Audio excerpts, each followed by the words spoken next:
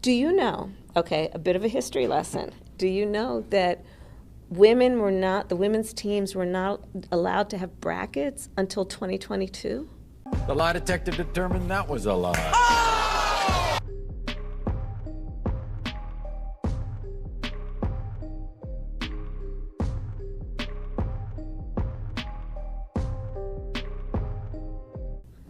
Think about that, and talk about progress, better late than never, but progress, and what that has done, because of course when, I had a bracket, it's not broken completely, but I won't talk about my bracket.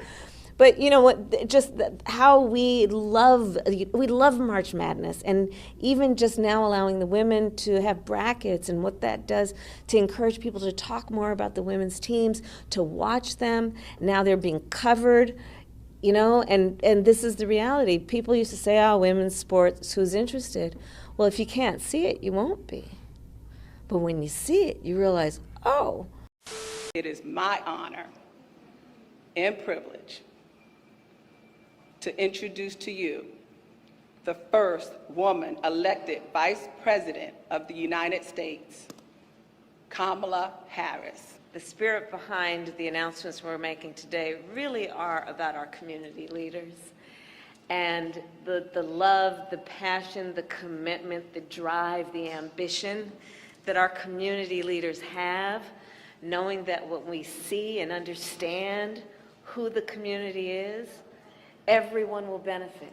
Everyone will benefit. So thank you for that. Administrator Michael Regan, who has been so bold and innovative, is a leader for the EPA, and then I'm going to talk about you, my Congresswoman. I mean, I know I don't live in your district, but the great Alma Adams, a longstanding champion of North Carolina's families, and a dear, dear friend to me for the years that I have been in Washington, D.C., before as a senator and now as vice president. And many of you may know of her extraordinary work, including being the co-founder of the Black Maternal Health Caucus and all your work there. Thank you. So as you have now heard, since taking office, the President and I have made an incredible investment, the largest investment ever, to take on the climate crisis. Roughly $1 trillion with a T. I had to. Over the next 10 years. And that investment to create millions of jobs, to provide billions of dollars of clean energy, money and investment to small businesses and entrepreneurs, to lower monthly energy bills for families across our nation. This is January 2021 to January 2024. Over just a few years, overall costs up 20% almost, food prices skyrocketing, energy, those everyday items that are not your choice. Which presidential candidate is most likely to slow down rising gas prices? President Joe Biden or former President Donald Trump? Trump or Biden? Trump. Trump? Yeah. Why so? He's done it before. Trump. You think? Absolutely. Why so? Because when he was in presidency before, we didn't have all these issues with food prices and gas prices. And to expand access to capital. And so far, the Economic Opportunity Coalition has invested over $1 billion across our country. And then last year, we announced the largest investment in our nation's history, $20 billion, to create a national network of nonprofits to expand access to capital for community-based climate projects. Projects run by leaders from the community. Yes.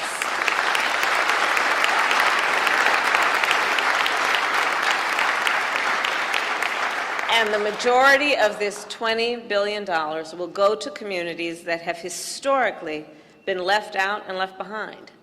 And here is what is special about this announcement.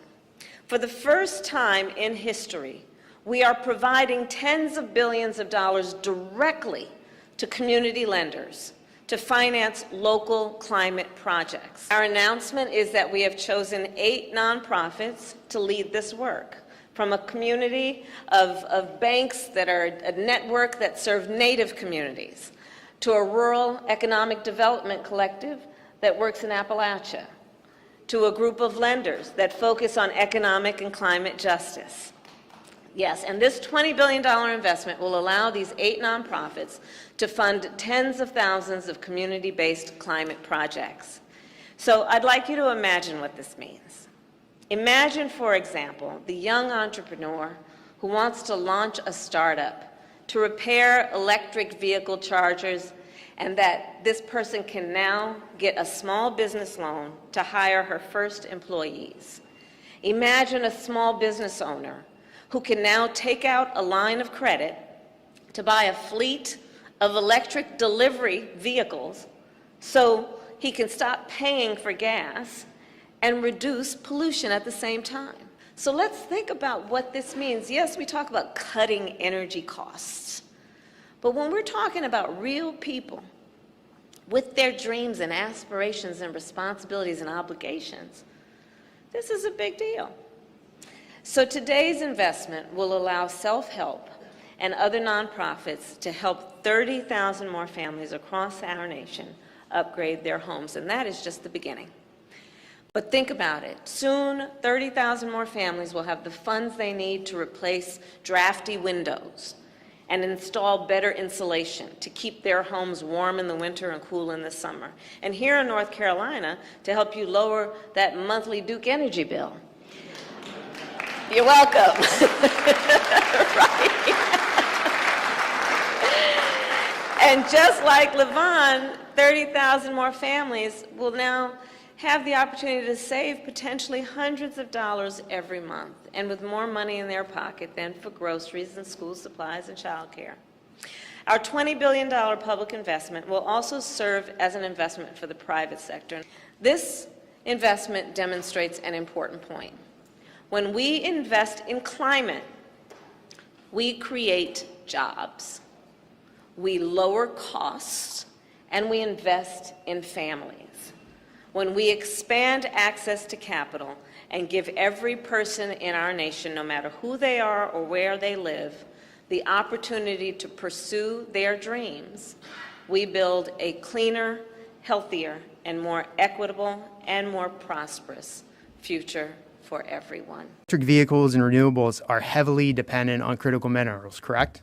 Yes. China accounts for 63% of the world's rare earth mining, correct? I don't know that particular. Will you stipulate that China is the majority of rare earth elements, or they control the mining of rare earth elements to a great majority? I don't know what the percentage of what China produces. All right, well, I'm telling you right now, it's you can tell me 63% that of rare earth mining will stipulate to it. Okay. By deductive reasoning, that would mean that electric vehicles and renewables deepen our reliance on China, correct? Yes. Okay. Knowing this, your department blocked critical minerals in Rapid Creek watershed, correct? Okay. They did, correct? Okay. I mean, it's your department, and you banned critical mineral mining. Okay. Would you also agree that your department also banned it in northeast Minnesota? Are you talking about the boundary critical mineral waters? mining in northeast Minnesota? Well, we did a mineral withdrawal in the boundary waters conservation you area. banned it there. I don't know what kind of minerals were there. I don't think they were critical minerals, though. Okay, I can tell you there were critical minerals in northeast Minnesota. Madam Secretary, could you say a little bit more about how you believe the Inflation Reduction Act would impact inflation? How much do you believe that package would subtract from inflation, and over what time frame? So I don't have numerical estimates for you, but I see that as making a very important contribution to lowering the cost of prescription drugs. Well, if you can't see it, you won't be. But when you see it, you realize, oh,